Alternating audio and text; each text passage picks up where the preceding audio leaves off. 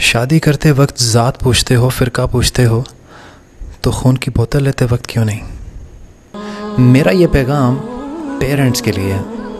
एक छोटी सी चीज़ जो मैंने ऑब्ज़र्व की है वो मैं आपको बताना चाहता हूँ। हम बेटी को कुरान के साए में विदा करते हैं, इसलिए पेरेंट्स को चाहिए कि उसके लिए महरम भी वैसा तलाश करें जो उसको जन्नत तक लेकर जाए, वैसा नहीं जो उसको घर की नौकरानी समझे, अपना हक जताए, सारा दिन वो काम करे और उसकी डांट भी खाए।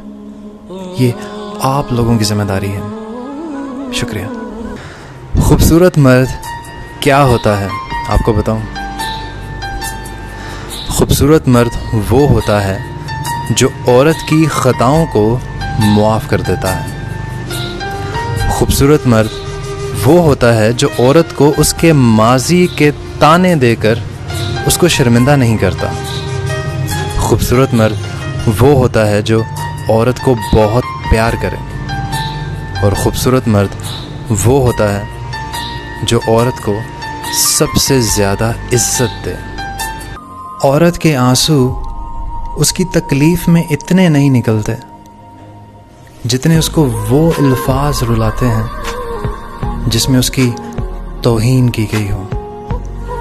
निकाह के 3 बोल बोलते ही हकदार बदल जाता है, और फिर बेटियां अपने बाप से मिलने जाती हैं अपनी शौहर की इजाज़त से।